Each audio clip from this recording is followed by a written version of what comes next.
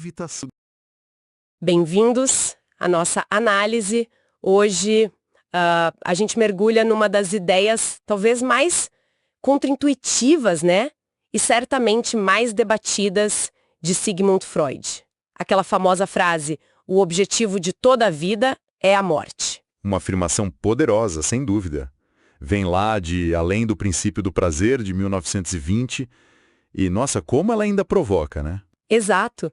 E a nossa proposta aqui não é só revisitar Freud, mas fazer isso através de uma lente bem específica, uma reflexão crítica de Valdir Palácio Soares. Ele traz uma visão alternativa que eu achei particularmente instigante. Se o texto do Soares é um convite a repensar essa máxima freudiana, ele basicamente sugere que talvez o foco não devesse ser o destino final, a morte, mas sim a luta constante. A luta da vida, que Freud chamou de Eros, né? Contra as forças de desintegração, o Thanatos. E o que eu achei fascinante é como ele tenta construir uma ponte, sabe?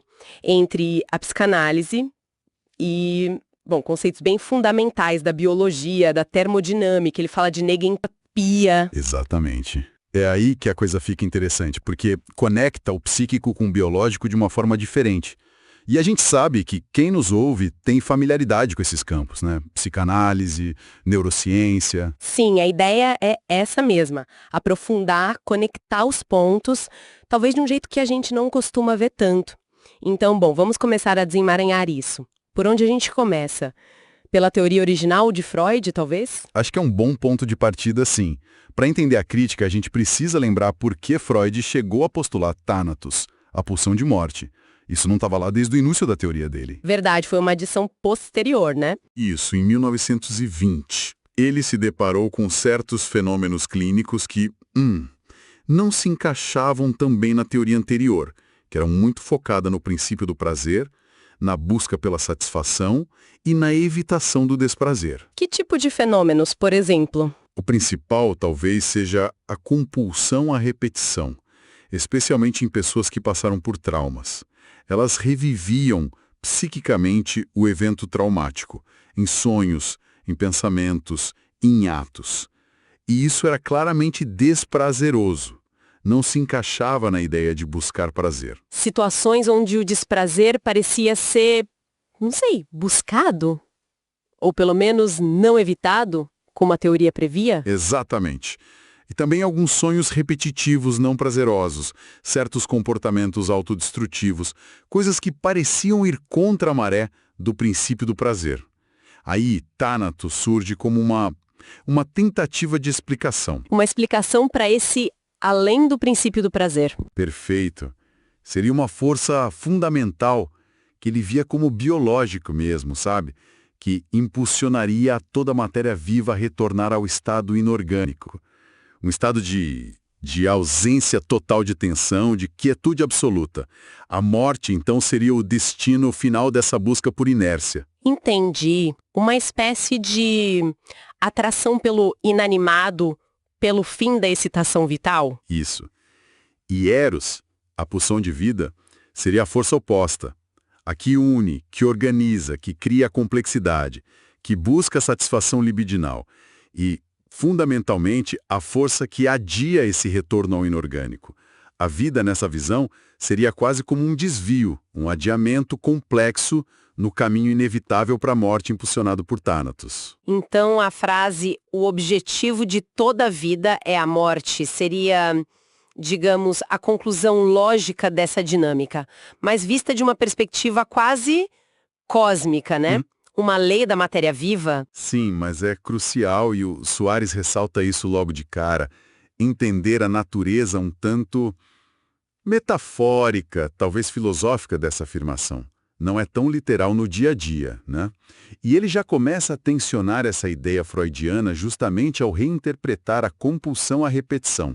Ah, interessante. Como ele reinterpreta? Para o Soares, não se trata de uma busca direta pela morte ou pelo desprazer em si. Seria mais uma tentativa fracassada de elaboração psíquica, uma tentativa de dominar, de dar sentido, de superar o trauma ou a experiência difícil. uma tentativa que falha. E aí sim, nesse fracasso, Thanatos prevaleceria. Exatamente. A repetição seria o sintoma dessa falha em processar, em integrar a experiência. E aí sim, a força desorganizadora de Thanatos ganha espaço. Não é o objetivo, mas o resultado de uma falha de Eros, digamos assim. E o que determinaria o sucesso ou o fracasso dessa tentativa de elaboração? Por que algumas pessoas conseguiriam e outras não? Bom, a análise do Soares vai buscar a resposta nos recursos psíquicos internos. Ele menciona especificamente a falta do que a Melanie Klein chamou de objetos bons internos. Que seriam? São representações internas de relações positivas, de experiências de cuidado, amor, segurança, que a gente internaliza e que nos dão força, resiliência. Se há uma carência disso, Fica mais difícil lidar com o negativo, com o trauma. isso. E ele também menciona a falta do que o Bion descreveu como uma boa relação continente-contido, que é basicamente a nossa capacidade interna de conter, de processar, de dar sentido a experiências emocionais brutas, difíceis, angustiantes. A capacidade de digerir emocionalmente o que acontece. Perfeito. E, ligado a isso, uma função alfa eficaz, também de Bion, que é essa habilidade de transformar os dados sensoriais brutos, as emoções caóticas, os elementos beta, como ele chamava, em algo que a gente pode pensar, simbolizar, usar para entender o mundo e a nós mesmos. Elementos alfa. Entendi. Então, sem essas ferramentas psíquicas, objetos bons, continência, função alfa, a pessoa fica mais vulnerável ao caos, à desorganização de Thanos? Exato. A capacidade de Eros de organizar, de ligar, de criar sentido fica prejudicada. E aí, a compulsão à repetição, a autodestrutividade podem aparecer como sinais dessa predominância de Thanos por falta de um Eros forte e bem equipado, digamos. Nossa, isso já muda bastante o quadro inicial, né? Deixa de ser só um destino biológico quase inevitável e passa a ser também uma questão de capacidade psíquica, de estrutura interna para lidar com as forças destrutivas. Muda muito, e o Soares adiciona um ponto que eu acho bem sutil, mas importante. Ele fala que a busca incessante por eliminar todo o desprazer, que parece tão natural, tão... Lógica, né? pode ser, na verdade, uma armadilha. Uma armadilha. Como assim? Ele sugere que pode ser um canto de sereia a serviço de Thanatos, porque evitar o desprazer a qualquer custo também significa evitar o trabalho psíquico árduo, a tensão necessária para a elaboração, para a integração, que é justamente o trabalho de Eros. Ah, entendi. Evitar o confronto com o difícil pode levar a um tipo de estagnação. Exatamente. Pode levar a um estado de vazio, de apatia, de anestesia emocional, que no fim das contas se assemelha muito àquela quietude buscada por Thanatos. É uma paz meio mortífera, entende? Uma paz pela ausência de luta, não pela vitória na luta. Que paradoxal. A busca pela paz total pode levar a uma forma de morte psíquica? Pois é. Isso nos leva diretamente à proposta central do Soares, que ele apresenta como sendo mais coerente com a experiência humana e principalmente com a prática clínica. Ele formula assim: o objetivo da vida é, em geral, vencer a luta entre Thanatos e Eros, embora Thanatos acabe vencendo no final biológico. Parece quase uma inversão da frase de Freud, né? O foco muda completamente. O que essa proposta realmente implica na prática? Implica, antes de tudo, mudar o foco do resultado final, a morte biológica, para o processo vital, para a dinâmica constante. A visão de Freud, como a gente falou, tinha esse viés mais biológico, filosófico, sobre o destino último da matéria. A proposta do Soares traz a questão para o campo mais psicológico, existencial, sabe? Para a luta contínua que é a vida. Então, em vez de Thanatos ser a força primordial, quase o motor oculto, e Eros ser só um adiador, um empecilho temporário. De Eros de prevalecer, de organizar, de criar, apesar da presença constante de Thanatos. E isso, você diria, espelha melhor a nossa realidade interna, esse conflito diário entre, sei lá, construir, instruir, conectar, isolar, amar e odiar? Eu acho que sim, ressoa muito mais com a experiência clínica e pessoal, né? A ideia de vencer a luta no dia a dia, de fortalecer os aspectos construtivos, de lidar com a agressividade, com a tristeza, com a perda. Isso parece muito mais próximo da nossa vivência do que a abstração da morte como objetivo final biológico. E o papel de Eros nessa visão fica como? Fica muito mais ativo, muito mais protagonista. Ele não é só um freio temporário no caminho para a morte. Ele é a força ativa de criação, de organização, de superação, de busca por significado, por conexão. É Eros que impulsiona a gente a aprender, a amar, a trabalhar, a criar. É a afirmação da vida contra a desintegração. O texto do Soares usa até uma tabela comparativa, né, para deixar essas diferenças mais claras. Ele fala do foco. Sim, ele compara. O foco de Freud seria mais biológico-filosófico, olhando para o destino final. O da proposta alternativa é mais psicológico-existencial, focado no processo, na luta. A ênfase também muda. Freud enfatizaria Thanatos como primordial, enquanto a alternativa foca no equilíbrio dinâmico. Exato. E ele diz que a experiência humana fica mais próxima dessa ideia do conflito cotidiano do que daquela visão mais abstrata de Freud. O papel de Eros, como a gente falou, muda de postergador do inevitável para força ativa de criação. E, crucialmente, a aplicação clínica. A visão de Freud explica certas coisas, mas a proposta de vencer a luta seria mais central para a terapia, né? O objetivo seria fortalecer Eros. Sem dúvida. E aí a gente entra nas implicações clínicas dessa mudança de perspectiva. Se a vida é essa luta constante e o objetivo psicológico existencial é fazer Eros prevalecer o máximo possível, qual o papel da terapia nisso? Ela se torna o quê? Um campo de treinamento para Eros. De certa forma, sim. A visão de Freud, embora profunda, pode ser um pouco paralisante clinicamente em alguns aspectos. Ela explica a autodestruição, mas o que fazer com isso? Já a proposta de vencer a luta coloca a terapia como um espaço vital, fundamental para fortalecer Eros. Como? Na prática. O objetivo terapêutico se torna explicitamente aumentar a capacidade do indivíduo de lidar com Thanatos. Não eliminar Thanatos, porque ele é inerente, mas de conter sua destrutividade, de canalizá-la, de transformá-la em algo menos prejudicial ou até construtivo, como na sublimação. Então é sobre construir defesas mais saudáveis, capacidades. Exato. Construir aquelas ferramentas que a gente mencionou antes. Fortalecer os objetos bons internos, desenvolver a capacidade de continência emocional, a relação continente-contido de Bion, aprimorar a função alfa para poder pensar sobre as emoções em vez de ser inundado por elas. Tudo isso é fortalecer Eros. O fascinante, então, é como isso reorienta o trabalho terapêutico. Não é só sobre aliviar sintomas, mas sobre construir ativamente a capacidade de viver, de criar significado, de manter vínculos saudáveis, apesar das forças entrópicas destrutivas que sempre vão existir dentro e fora da gente. Perfeitamente colocado. A saúde mental nessa ótica não seria a ausência de conflito ou de Thanatos. Essa força é parte da vida, e o Soares concorda com Freud nisso. A saúde seria a capacidade de integrar essas forças, de transformar a destrutividade, de não ser dominado por ela. Seria um Eros forte, resiliente, capaz de dar conta da luta. Isso reforça aquela ideia anterior, né? Que evitar o desprazer a todo custo não é o caminho de Eros. O caminho de Eros envolve encarar a tensão, o conflito, a dor e fazer algo com isso, transformar. Exatamente. O crescimento psíquico, muitas vezes, vem justamente desse confronto, dessa elaboração do que é difícil.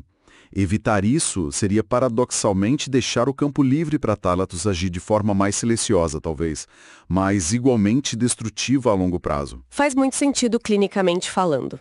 Mas aí a gente volta para a pergunta que não quer calar. Por que um pensador da estatura de Freud, com a experiência clínica imensa que ele tinha, por que ele insistiu numa formulação tão radical, talvez contra-intuitiva como a morte como objetivo? Aqui a coisa fica bem interessante mesmo. Pois é uma pergunta excelente e o texto do Soares explora algumas hipóteses bem plausíveis para tentar entender essa persistência de Freud. Não é que ele não visse Eros, claro, mas por que dar essa primazia teórica a Thanatos, a esse retorno ao inorgânico? Quais seriam essas hipóteses? Uma delas, que me parece forte, é o rigor teórico do próprio Freud. Ele era um cientista de formação, né? Ele buscava uma explicação fundamental, quase uma lei universal para comportamentos que desafiavam a lógica do prazer.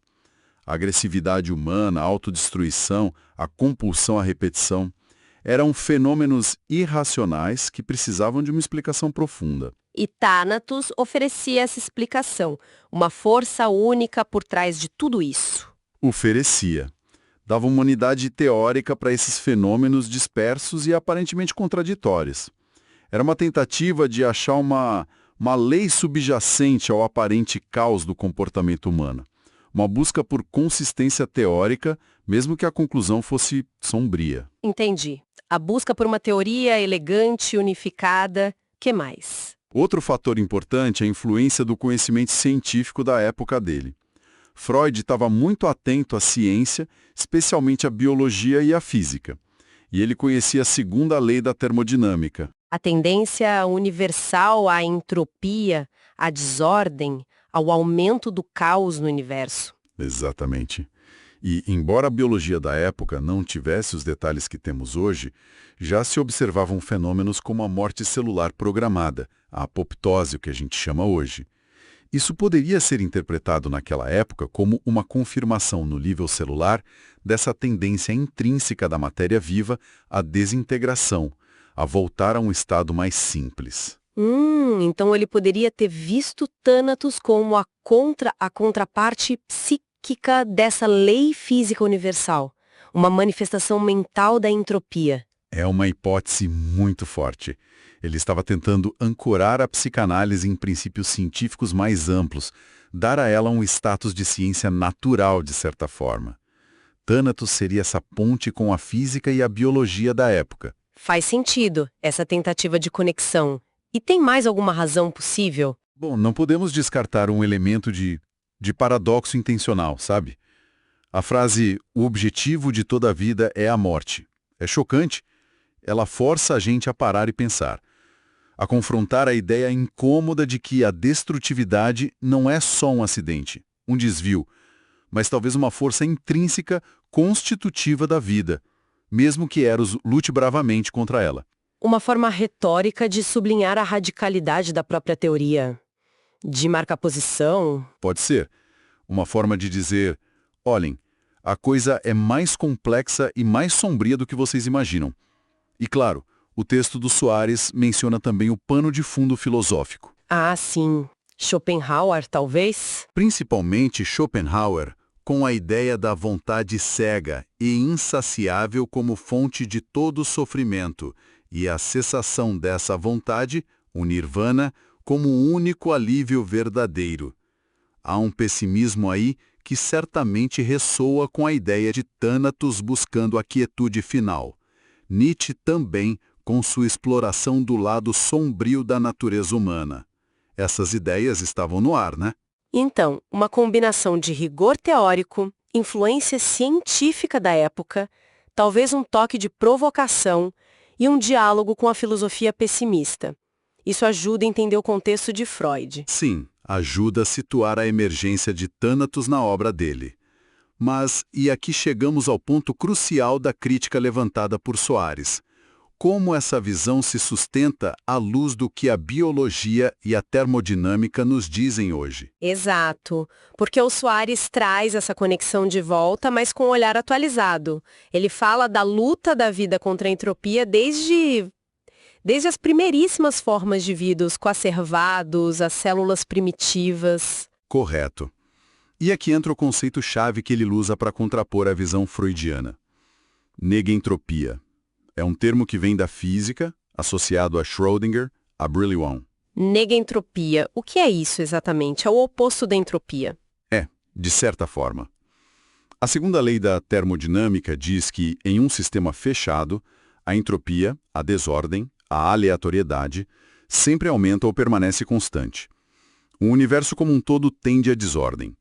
Mas os sistemas vivos, bom, eles são ilhas de altíssima organização e complexidade. Eles parecem ir contra essa tendência, né? Criam ordem onde havia menos ordem. Exatamente. Eles parecem desafiar localmente a segunda lei. Mas como? A chave é que eles não são sistemas fechados, são sistemas abertos. Abertos. Como assim? Eles trocam matéria e energia com o ambiente.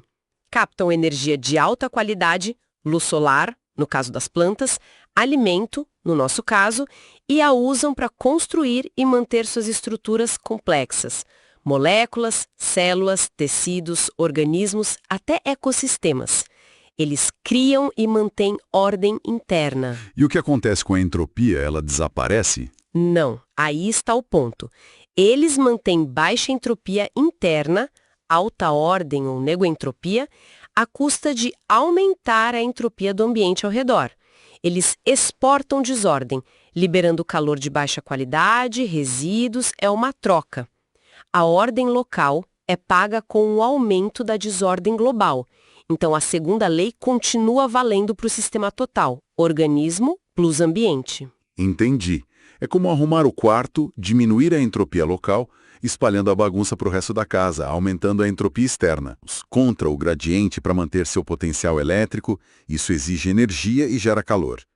Nosso corpo sintetizando proteínas complexas a partir de aminoácidos simples. Isso exige energia e libera resíduos. O próprio DNA, com sua informação altamente organizada. Tudo isso é negoentropia em ação. É a vida ativamente construindo e mantendo ordem.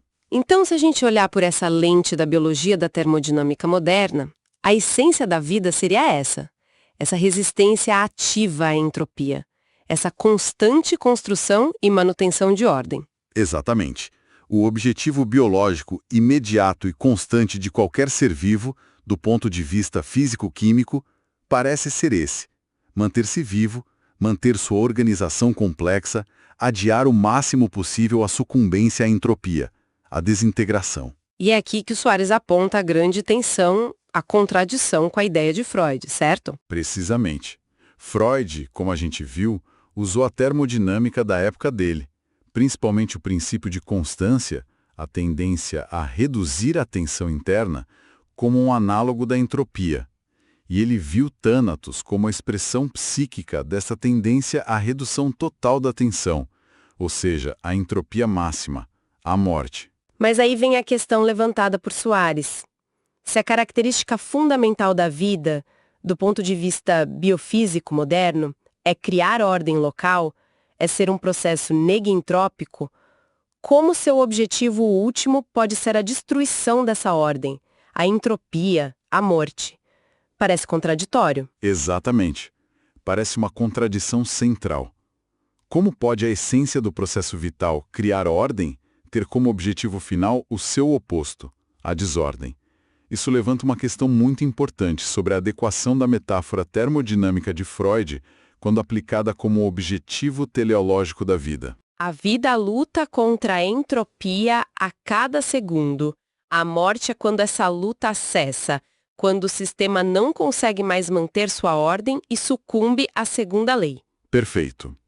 Biologicamente, a morte parece ser muito mais o fracasso da vida em manter sua negentropia, o colapso da organização, do que o seu propósito intrínseco, seu objetivo final. E aí, a proposta do Soares, aquela de o objetivo da vida é vencer a luta, ela se encaixaria melhor nessa visão biológica atual. Ela resolveria essa aparente contradição. Exatamente essa argumentação dele.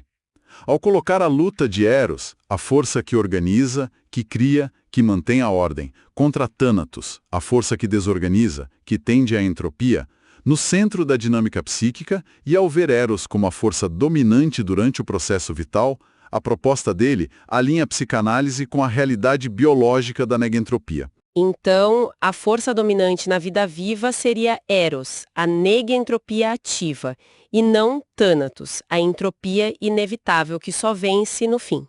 Exatamente. A vida deixa de ser vista apenas como um desvio temporário no caminho para a morte e passa a ser entendida como um sistema dinâmico de autoconservação e criação de ordem, O objetivo imanente da vida passa a ser a manutenção da ordem viva, a continuidade do processo negentrópico. O texto de Soares também tem outra tabela comparativa para ilustrar isso, né? Comparando a visão de Freud com essa alternativa biopsíquica. Sim, ele compara novamente. Força dominante. Em Freud, seria Thanatos, entropia. Na alternativa, Eros, nego-entropia ativa durante a vida. Papel da vida. Em Freud, um desvio temporário. Na alternativa, um sistema dinâmico de autoconservação. Objetivo. Em Freud, a morte, equilíbrio absoluto, entropia máxima. Na alternativa, a manutenção da ordem viva, nego-entropia. Conflito central. Em Freud, Eros apenas adiando o retorno à entropia. Na alternativa, Eros ativamente construindo ordem contra a entropia. Nessa visão, então, Eros se torna quase sinônimo da força psíquica que impulsiona a gente a criar ordem, significado, conexão, aprender, amar, criar arte, desenvolver ética. Seria a nego-entropia em ação na nossa mente, nas nossas relações. É uma bela forma de colocar. Eros seria a expressão psíquica dessa capacidade fundamental da vida de gerar ordem e complexidade. E Thanatos, por sua vez, representaria a tendência entrópica sempre presente, a desintegração, a fragmentação, a perda de sentido. Uma força que precisa ser constantemente contida, gerenciada e, idealmente, transformada por Eros. E o Soares sugere que talvez a visão original de Freud estivesse, de certa forma, limitada pelo conhecimento biológico e físico da sua época. Que ele não tinha as ferramentas conceituais que temos hoje para pensar a auto-organização da vida. Sim, ele levanta essa possibilidade com muito respeito a Freud, claro. Mas aponta que Freud não conhecia a genética molecular moderna que mostra a complexidade da informação e da regulação na vida. Ele não conhecia a teoria dos sistemas complexos que explica como a ordem pode emergir espontaneamente em sistemas abertos longe do equilíbrio.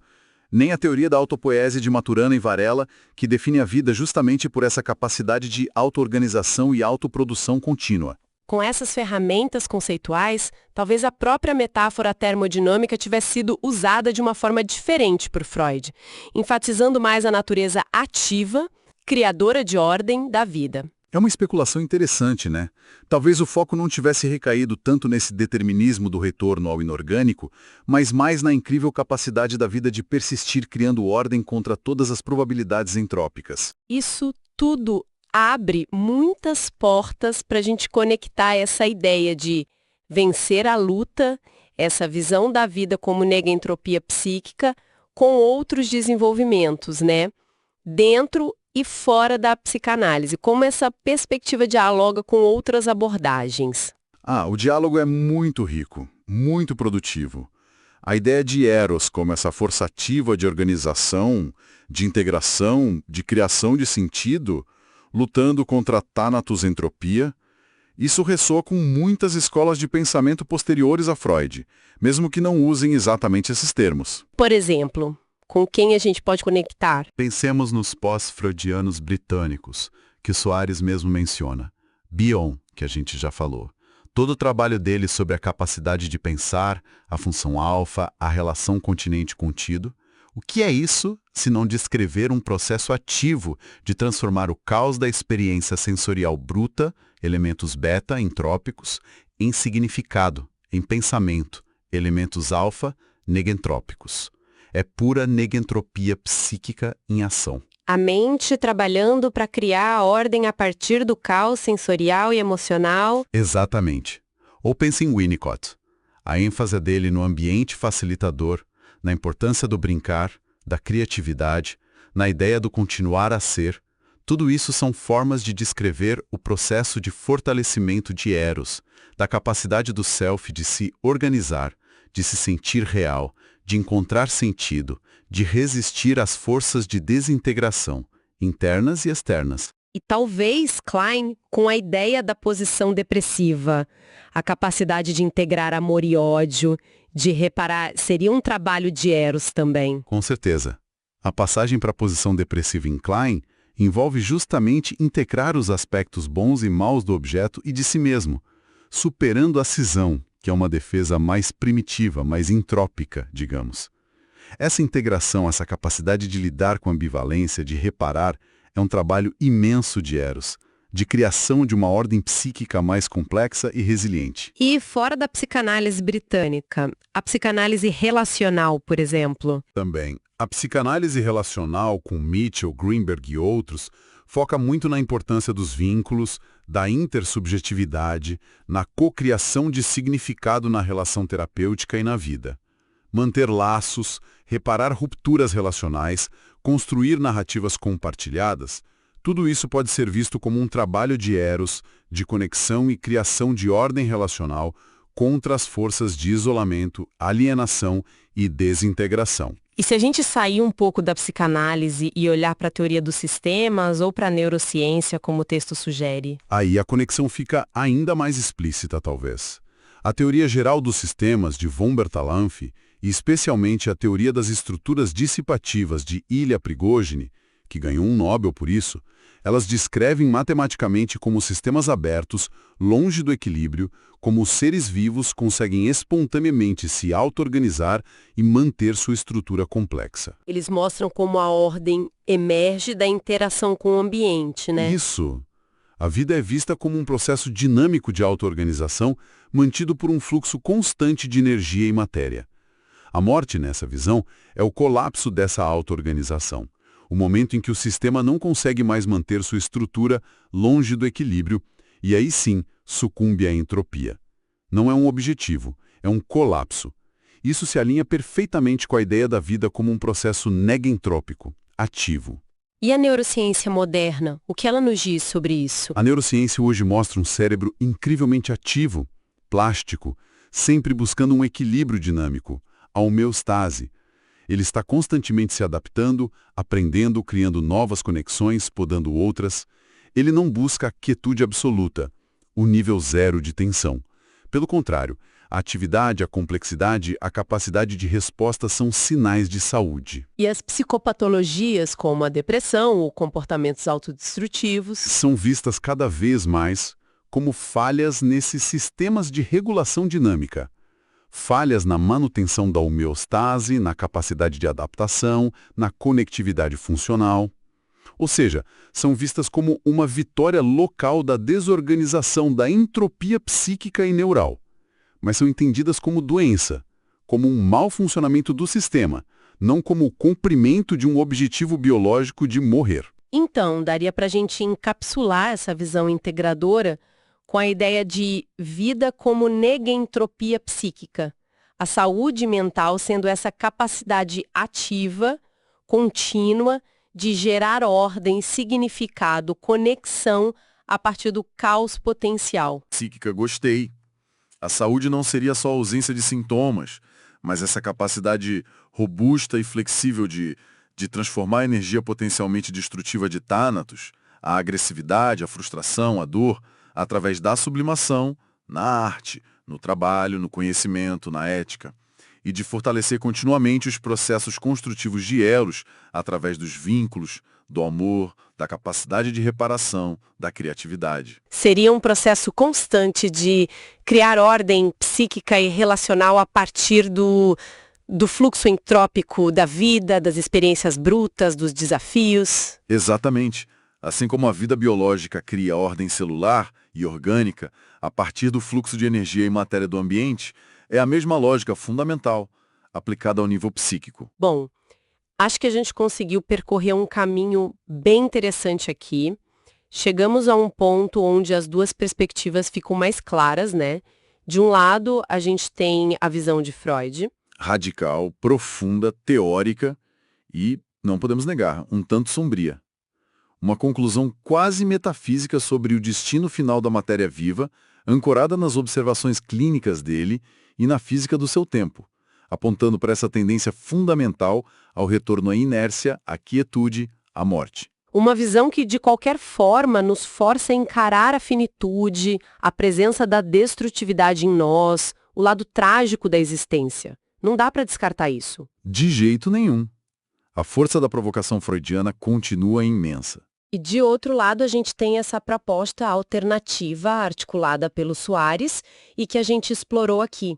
Uma interpretação mais focada no processo, na luta diária, que parece se alinhar melhor, não só com a experiência vivida, com a prática clínica, mas também com o que a biologia e a termodinâmica contemporâneas nos dizem sobre a natureza da vida. Uma visão onde a vida é definida por essa resistência ativa e constante à desintegração, pela sua incrível capacidade de criar e manter ordem nego-entropia, contra a tendência universal à desordem e entropia. Uma perspectiva que, talvez, celebre mais a vida como afirmação, como construção contínua, como processo. Então, para a gente tentar amarrar as pontas, o que a gente extrai disso tudo? Qual seria a mensagem central que emerge dessa análise, especialmente quando iluminada por essa lente da negoentropia? Talvez a grande mensagem seja justamente essa, que o triunfo da vida, o seu sentido, se quisermos usar essa palavra, não esteja em alcançar um estado final, seja ele qual for, mas na própria capacidade incessante de manter o processo de lutar, de criar, de organizar.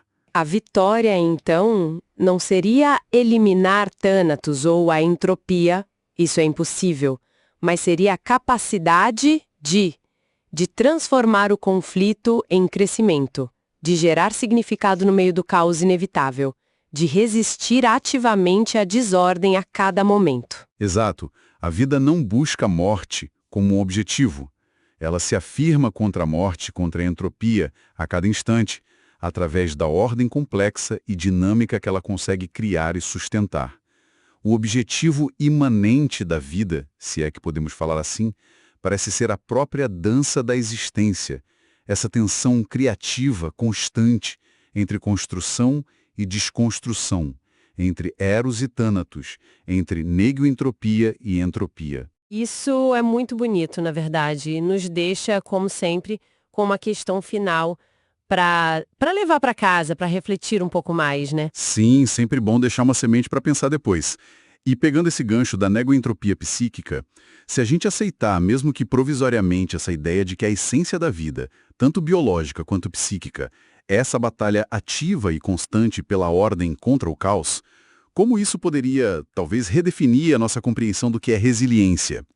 Seria a resiliência justamente essa capacidade negentrópica em ação? Interessante. Indo um passo além. Será que a gente poderia pensar na criatividade humana em todas as suas formas?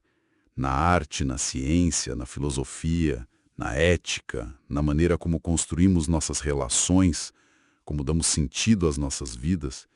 Será que poderíamos ver a criatividade como a manifestação mais elevada, mais sofisticada dessa força negentrópica fundamental? Seria a criatividade, no fundo, a nossa ferramenta mais potente para vencer a luta contra Thanatos no dia a dia? A nossa forma mais humana de afirmar a vida, de tecer significado e ordem, mesmo que sempre de forma transitória, diante do imenso pano de fundo da entropia universal? Fica aí a questão para a gente continuar pensando.